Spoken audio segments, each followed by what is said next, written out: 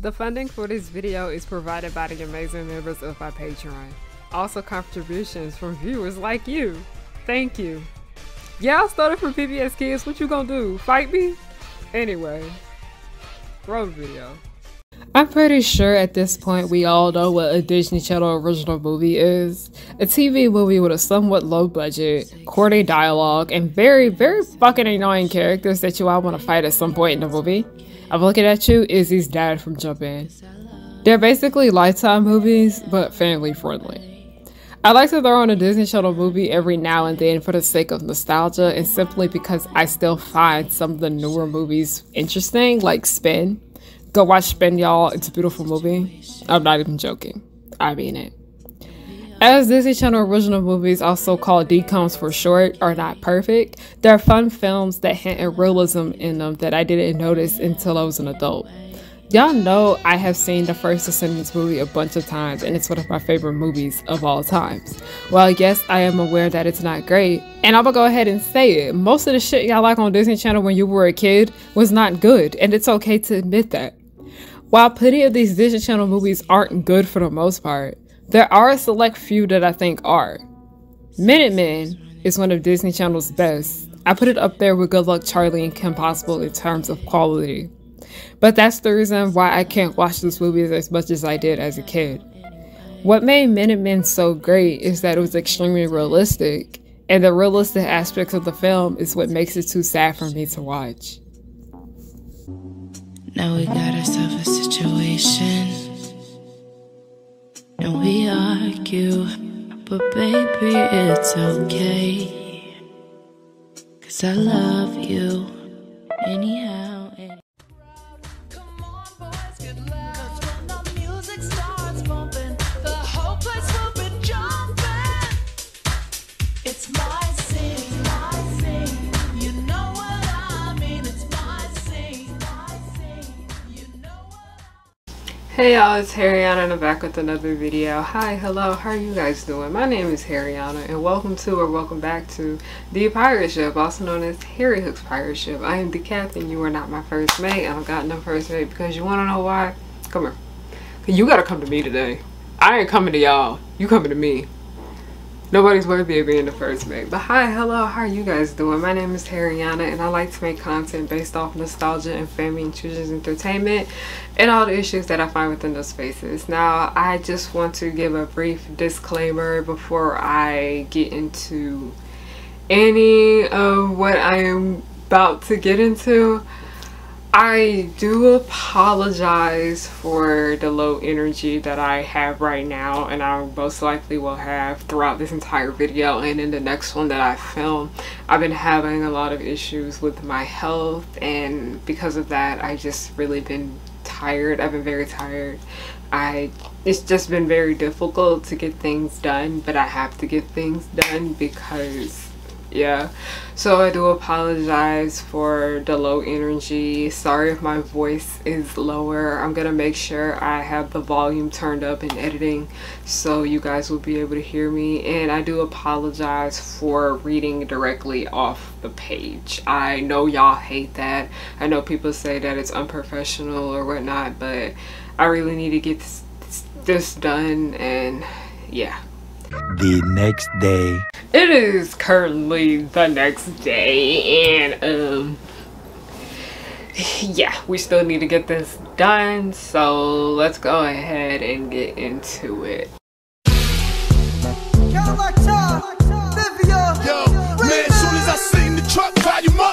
Minutemen is a movie that I've always wanted to talk about, but I never went into doing a deep dive into it simply because I thought people don't care. And you know what? I don't care that people won't care. I'm very passionate about this film and I'm gonna speak my shit.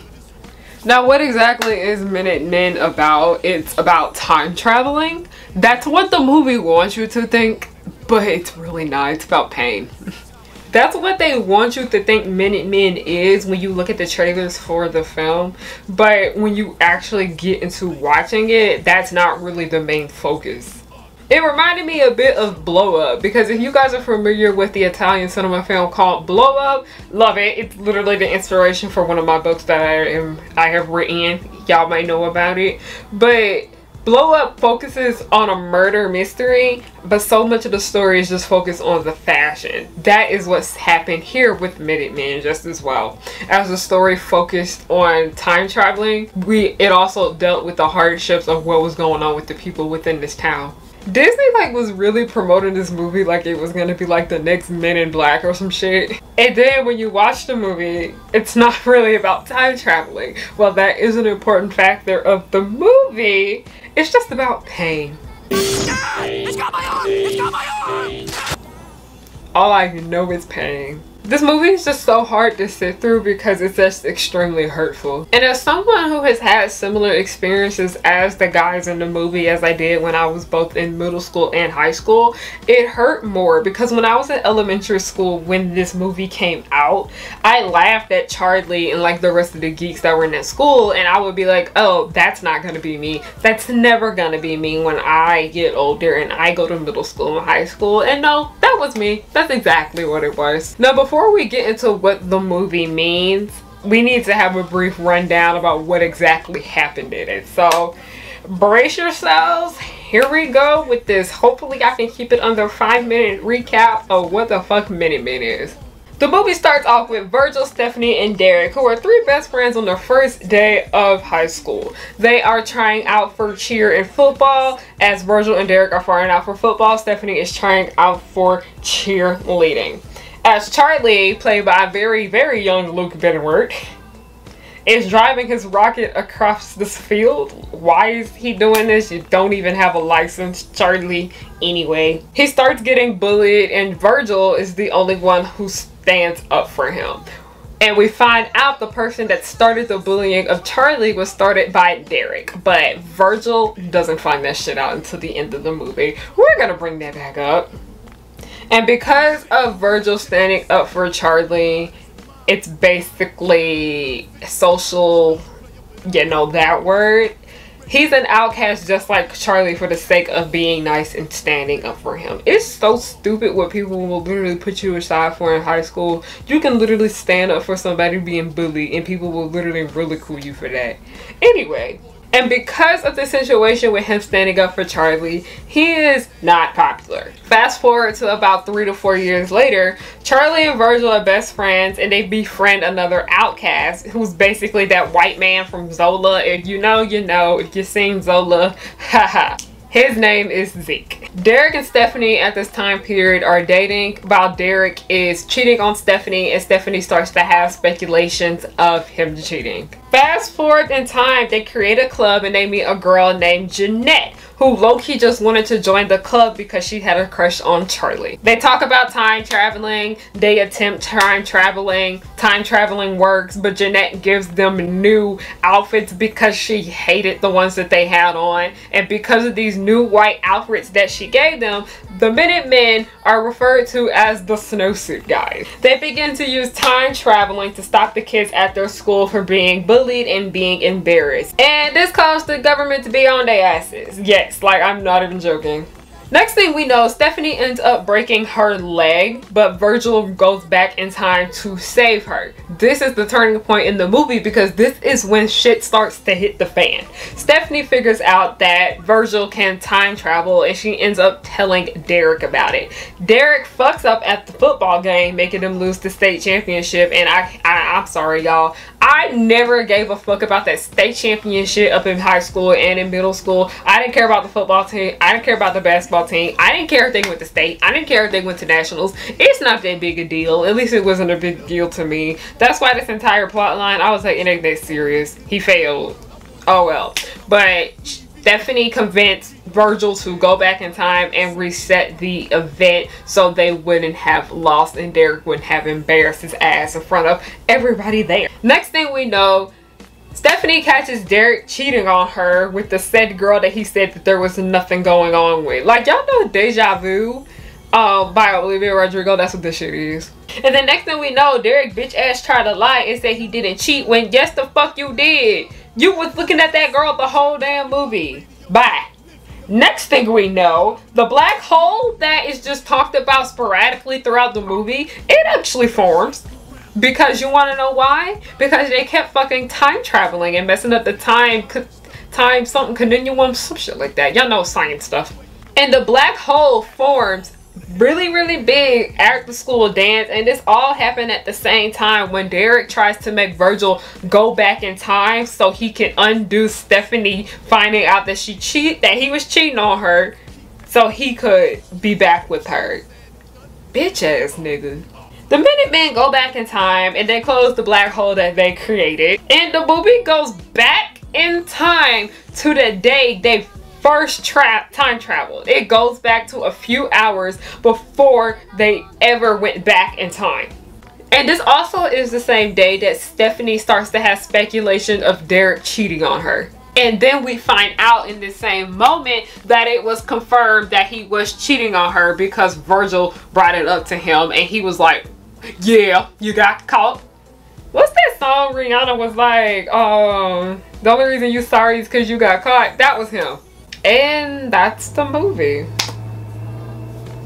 Yep, that's the movie. Bitch, what the fuck was that? What was that? That was a Disney Channel original movie.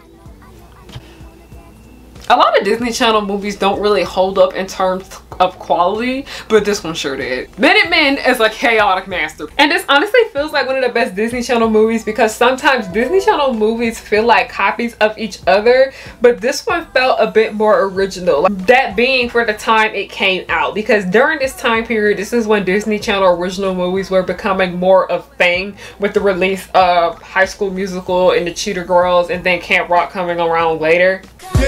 All my ladies, if it's gravy, holla, baby, got them going crazy, get me crumb haters. Now that we got that out the way, we need to talk about why this is actually one of the most depressing Disney Channel movies to begin with, and we all gotta start with that damn ending. Let's talk about the way it ended first, because yes, life intimidates art. Intimidates. Get it right, girl.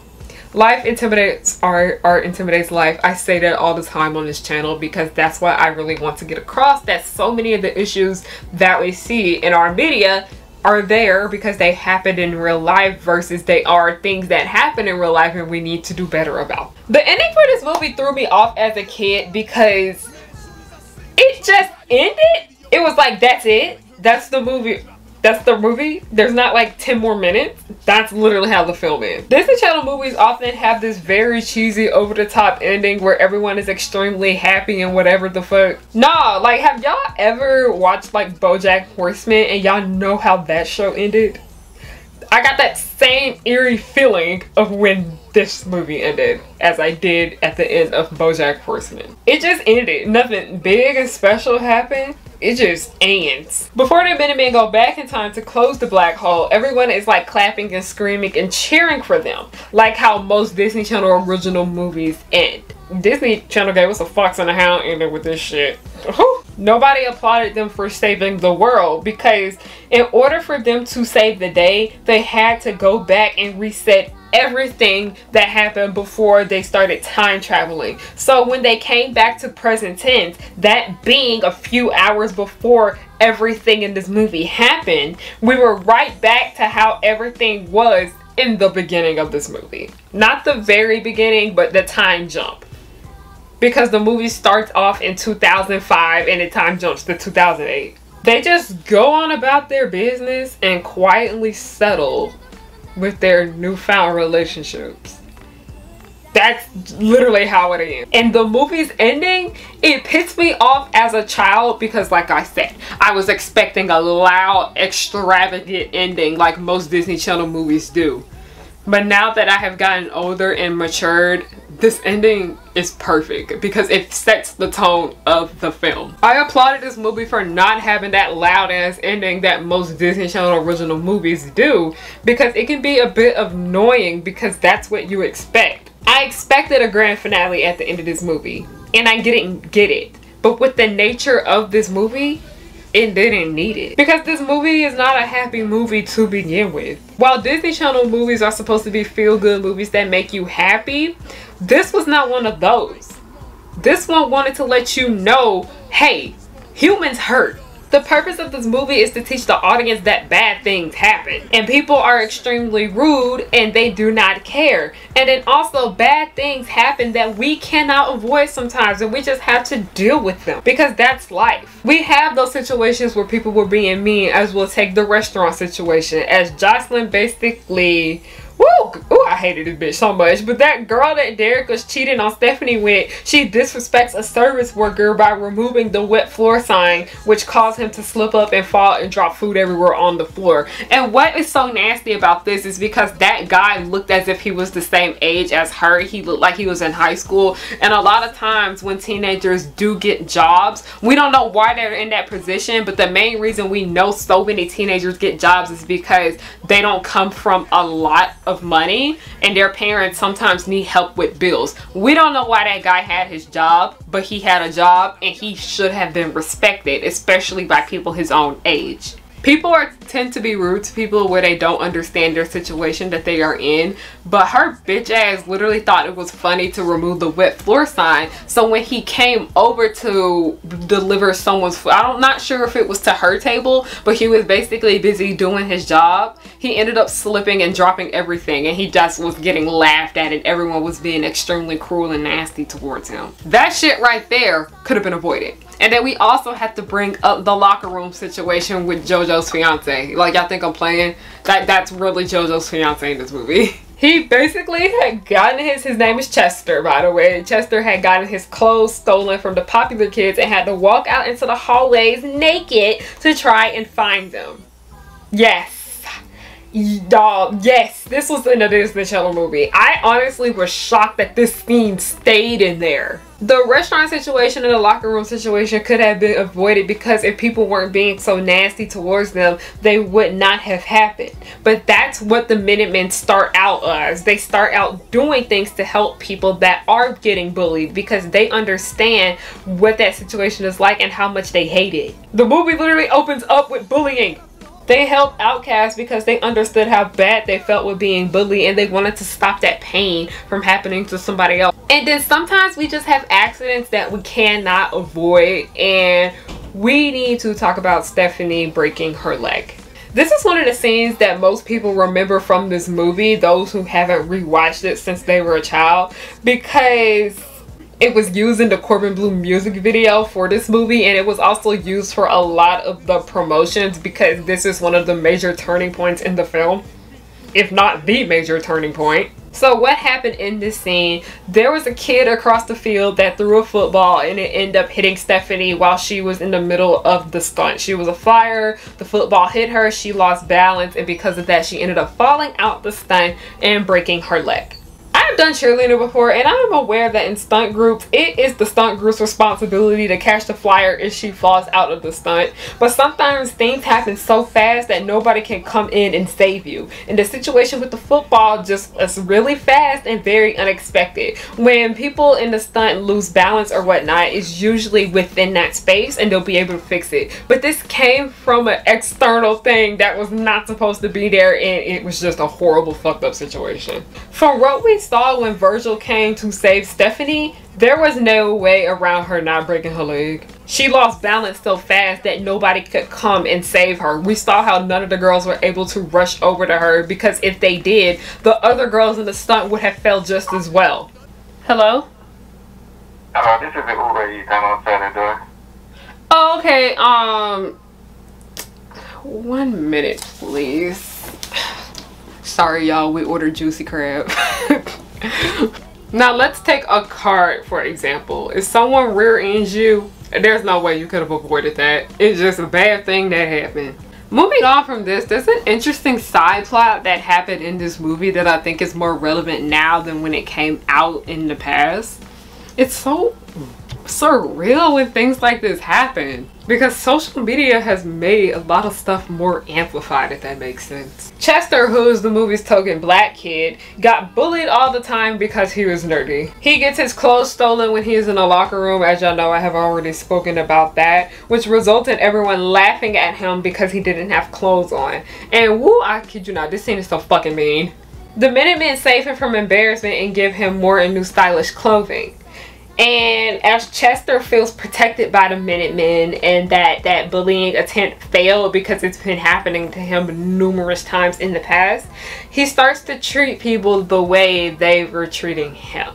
And that is bullying. While Chester did have confidence, this also goes to show you that if many people had the chance to be a bully, they would be one. Like, y'all, I kid you not. I thought this was so stupid because somebody had the nerve to call me a bully under my video for talking about this. Anyway, some of the nicest people that I've met in middle school end up being bullies in high school. And y'all know the story that I'm about to tell because I already told it once on my channel, but I'll just give it like a brief rundown of it. I was friends with this girl. Long story short, I was friends with her in middle school. She was sweet as cake. She was a good friend to me at that time. But then we got to high school, she was so focused on fitting in and being popular. And as I was still one of the outcasts, I didn't really change too much. And she started bullying me. And I was like, eh? Like, she went as far to like putting gum in my hair. Like, y'all remember that gum story with the girl put gum in my hair? That was her. And my hair was straightened too at the time. So like, why would you do that? And I'm glad I was able to get that gum in my hair, and I did forgive her for what she had done to me. But I'm sorry, I can't be friends with nobody that did something like that to me. We can't be friends again. I can forgive you, I can still love you from afar. I can't be your friend no more. That's like equivalent to you and your friend fighting. I can't be friends with somebody that I threw hands with. Like, this would even happen to me when I would be at work sometimes, and I would be nice to everyone, and the next thing you know, they start hanging around different people and start being rude towards me. While this happens all the time in real life, we do see a more of abundance of this on social media. We see on social media all the time when people that were bullied badly in real life and at school and in their extracurricular activities, they come online and start to bully others as well. Because anytime there is some type of stupid ass fandom scandal where somebody basically is brutalizing others, their main excuse is, I had a hard life, and part of that has to do with the fact that I was bullied. Just because you got bullied in the past don't mean you gotta get on the damn internet and bully other people for having a different opinion on a fictional character than you. They get online and become the bully that they always wanted to be. They don't like that they're getting bullied, but part of the reason they don't like that they're getting bullied is the fact that they are not doing that to someone else. They see that they're in a vulnerable position where people are making them feel like shit, and they're like, no, I should be the one doing that to others. And so much of this has to come with the fact that people like to have power dynamics over others, and they don't give a fuck about how they treat others because they think making somebody feel small will make them feel bigger. And one way people want to have power over others is by treating them like shit. If you want to have power over others, start a multi-thousand-dollar business and have people as your employees and pay them a fair wage. That's the great way to have power over people. But then, you know, F capitalism, because you know people that do have employees and have successful businesses treat their employees like shit. That just goes to show you that if you give people too much power, especially those who had a sad life, they'll start to treat people like shit. Like, what? And they be picking on people about the stupidest things. Chester literally bothered no one at school, and same with so much of the bullying that I had to deal with and plenty other people had to deal with just as well. Why are you picking on that girl for liking Hello Kitty? Hello Kitty's hurting no one. It's just foul.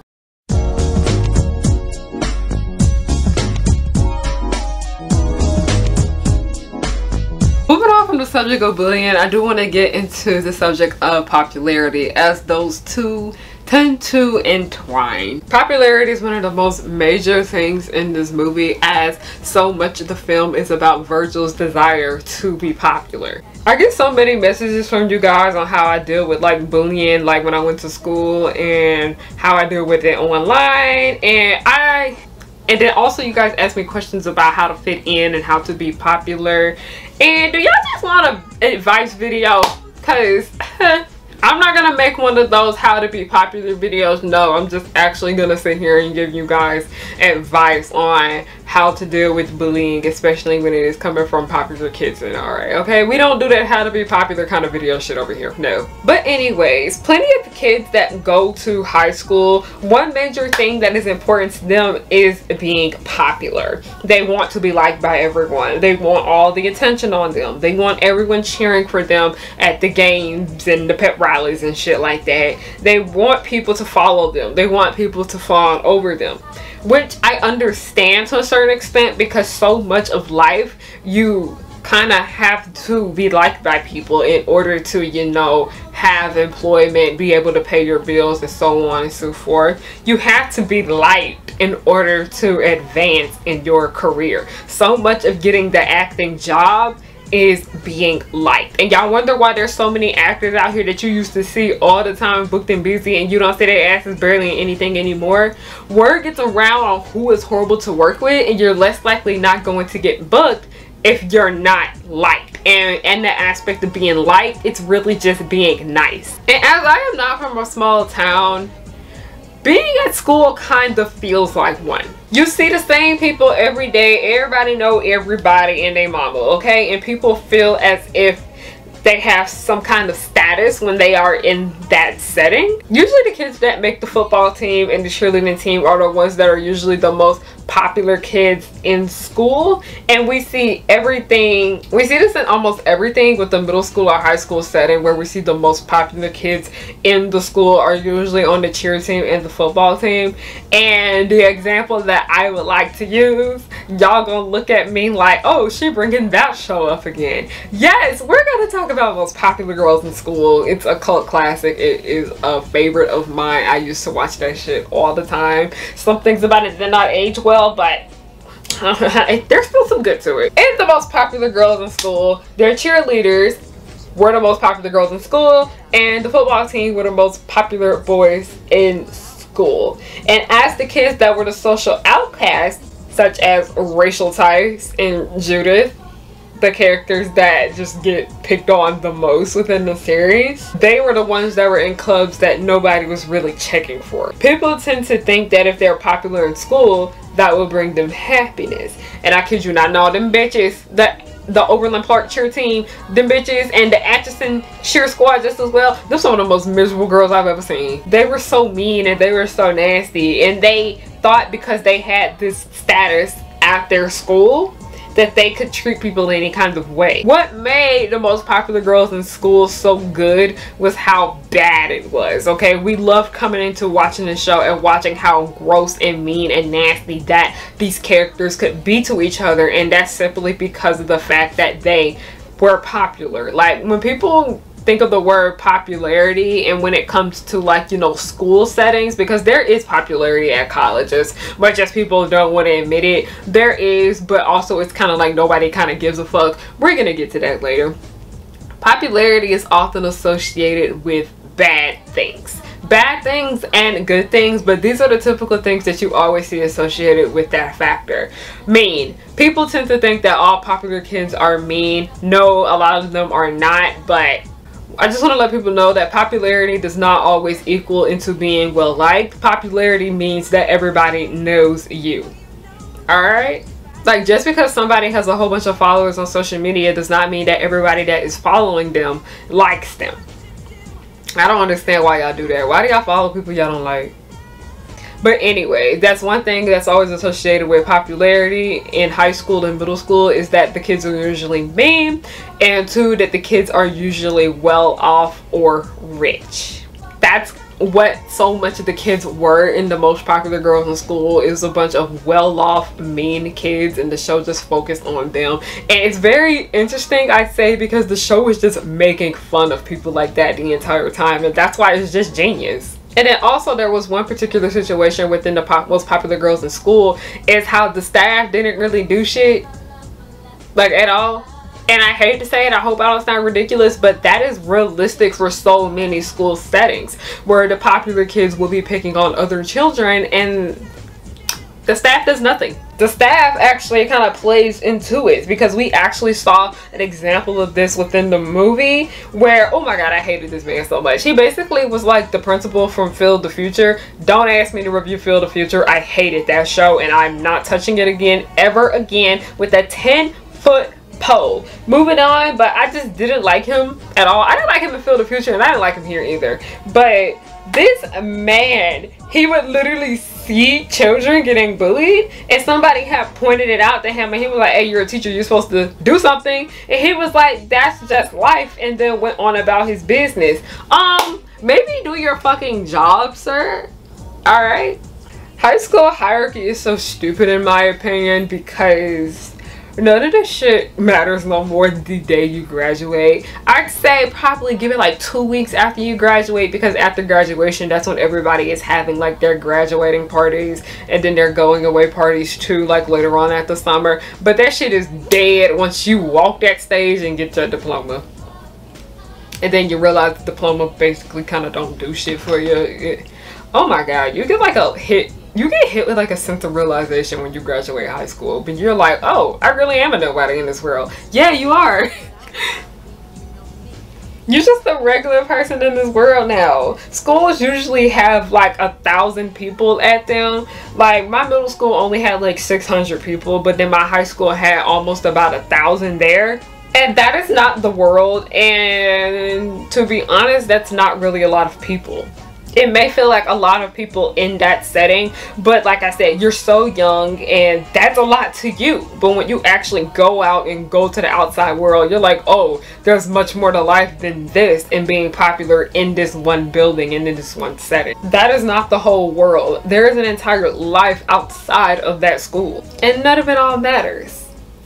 That being said, the trauma that comes along from dealing with bullying in high school is very, very real, and it does take some time to recover from it depending on what was happened to you. Like if you were bullied by the popular kids in high school, it can still have an effect on you during adulthood, and that is valid. I can't stand when people say things such as you need to get over it, that's old news. But trauma is a thing and it can linger with you for a while, and you have to find ways to work with that, because I know a lot of people, including myself, were talking about being bullied hurt our confidence a lot, and we couldn't really see our self-worth. Having your confidence shat on for so many years of your life, and then now you're finally away from the people that was doing that to you. It's like, yes, I have this sense of peace now because I no longer have this person in my life doing these things to me.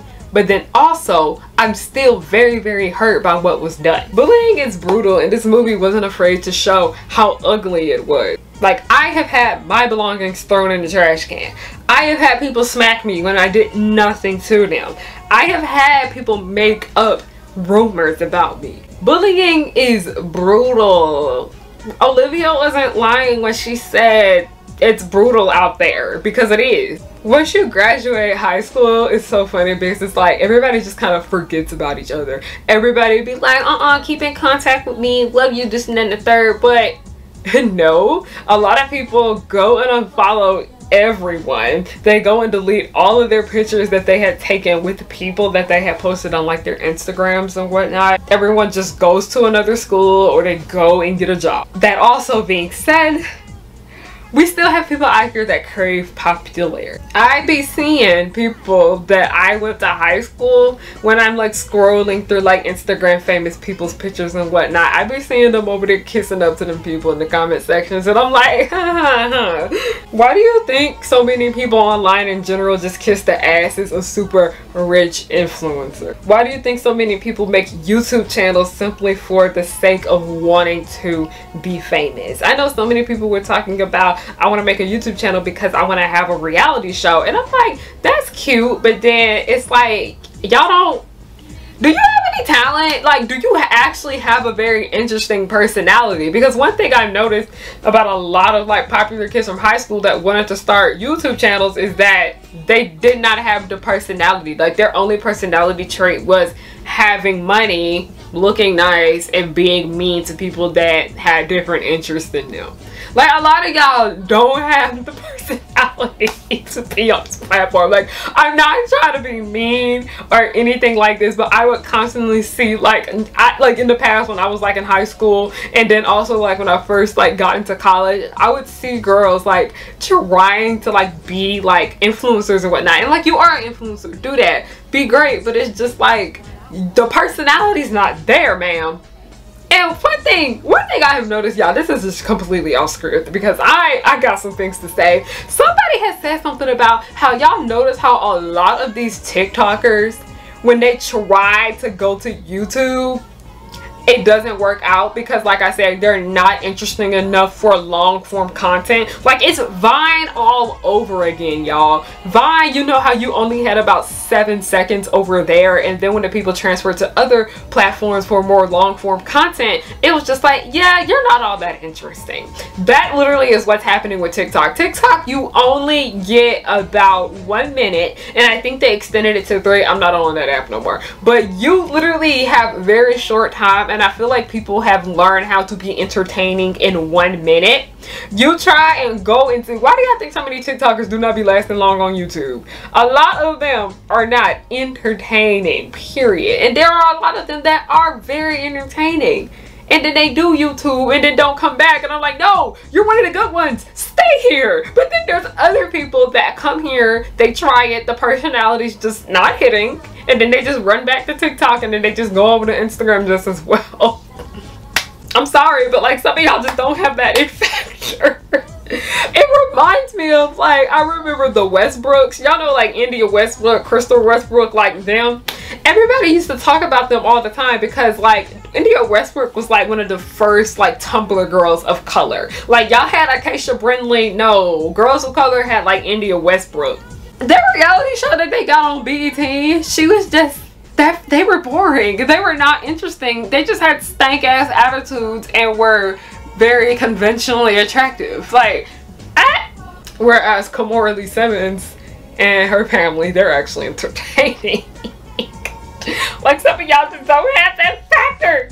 But then moving back to what it said here, I said, why do you think so many people take TikTok fame and run to town with it? Like, I tell you not, TikTok fame don't be meaning shit. Somebody was like, somebody on TikTok can have like 1 million views and you will never know who they are because they most likely don't have no following on another platform. And I was like, that is so true. Because one thing I've noticed about a lot of TikTokers is that they just kind of are known for like their appearances, if I say that. And if they're not known for their appearances, they're known for the kind of memes that they make, but they're not actually known for themselves and who they are. And that's part of being an influencer. Like, in order to sell yourself and be able to make a profit from this, you have to get people to have that connection with you. And I'm not saying to be overly, like, you know, that try to build a really bad parasocial relationship with your audience. Like, no. But if people kind of don't really have a sense of who you are,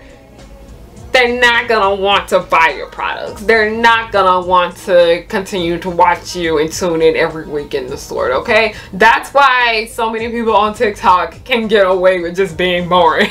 And I'm not saying this about all, because I'm not saying this about all, because there are plenty of TikTok creators that are genuinely interesting people, but then a lot of them aren't.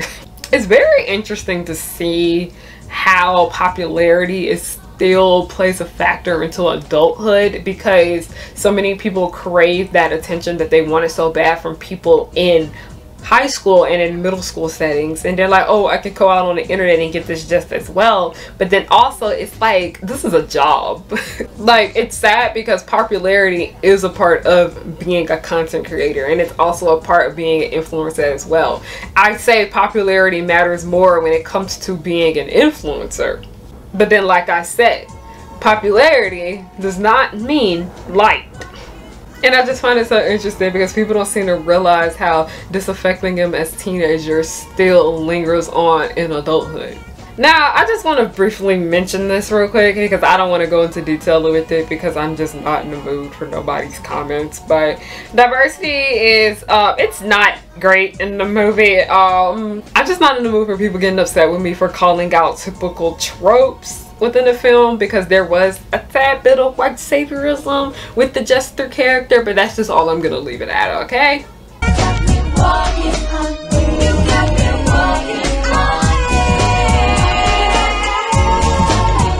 Overall, I think Men and Men is one of Disney Channel's best. You have action, you have drama, you have comedy, and you have romance. And it still has that level of Disney Channel cheesiness to it, which isn't bad, but it also actually feels like a real movie. The problem with dcoms is that too many of them feel like nothing is happening in them, and it's just like a series of events, and the movie doesn't really start up until like the last third of the film. And it wouldn't be a problem if it's just one of those movies where it's just a series of events happening, because that's a form of storytelling. That's called slice of life storytelling for you guys who don't know.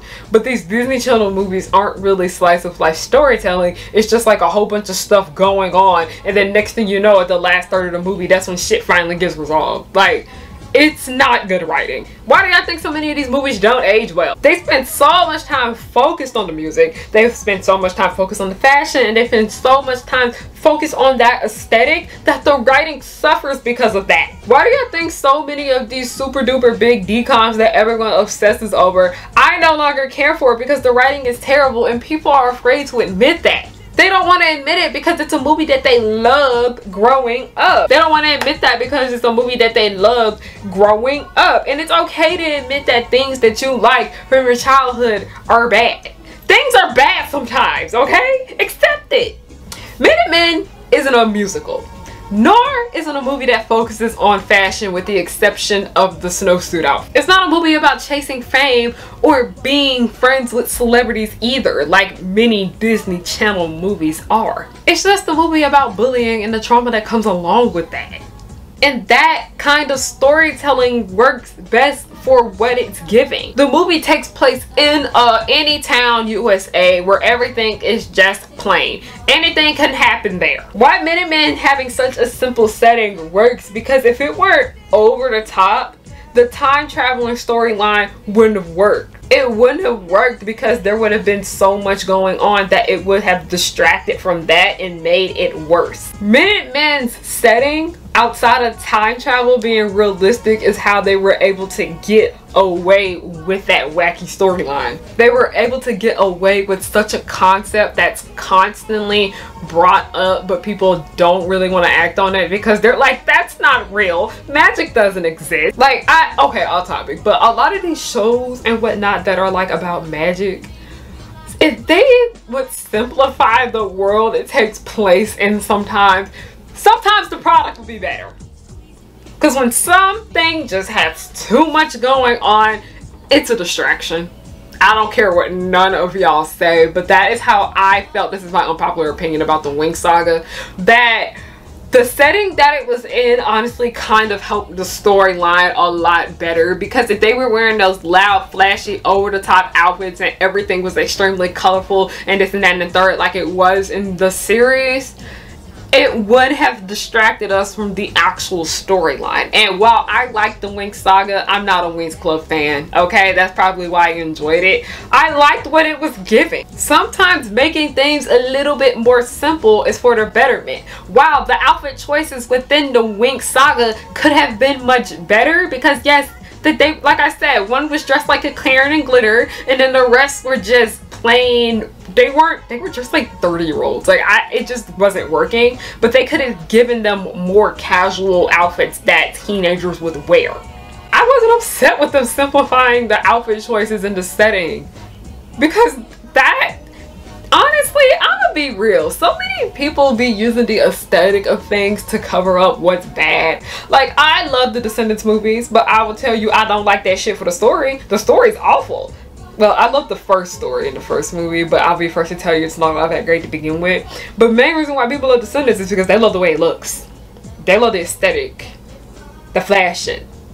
That's what sold the movie. Especially like the first Cheetah Girls movie. That is what sold the movie. What sells a lot of these well-known, whatever Disney Channel movies that everyone obsesses over, it's not the writing. It's the way it looks. It's the music that comes along with it. It's the fashion. It's the aesthetic. I appreciate Minutemen because it focused on telling a good story. Something that Disney Channel is just not that great of. One of the few movies I honestly think where they actually did a good balance between telling the story while also doing well with the overall aesthetic of it is the Cheetah Girls 2. Okay, the Cheetah Girls needed I love the first movie more than the second, but I will be the first to tell you that the second's a better movie. And then also Cowbells.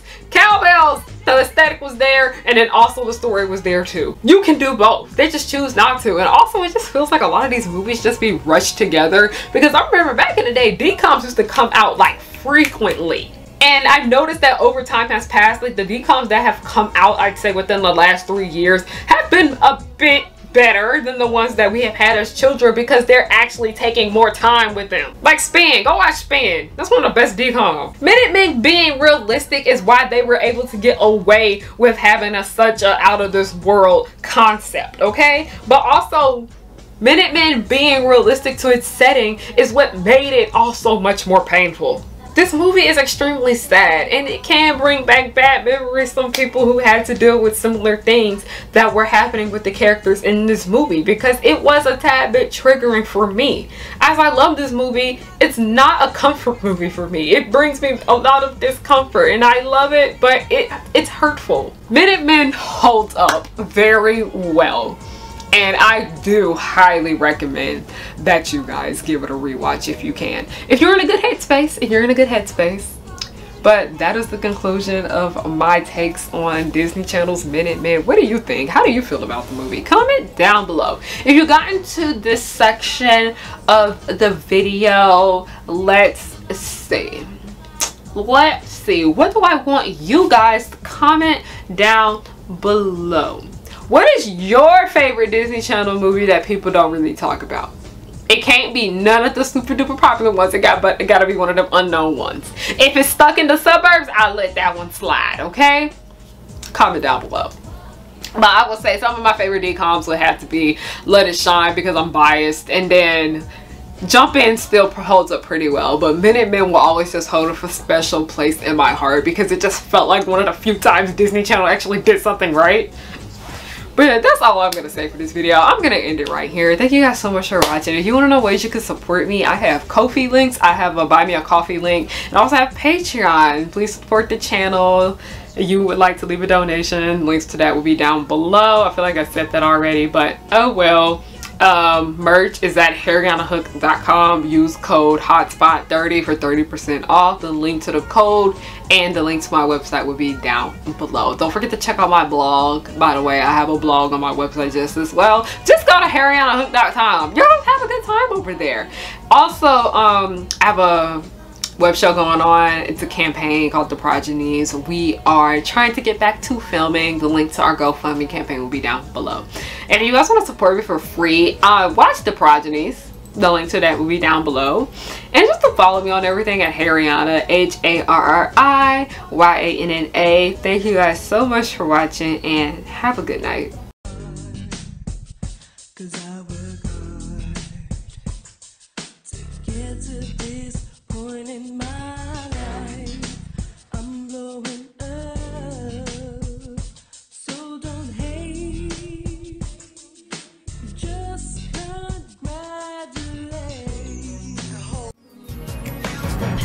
Girls will just blow your mind. Buttercup like villains 3 at a time. Bubbles will smile while kicking your butt, and Blossom will lead them out of their rut. Cherish and Powerpuff, 2 of a kind. Both wanna save the world before bedtime. From Townsville, Memphis, New York to LA, the Powerpuff Girls are just here to stay.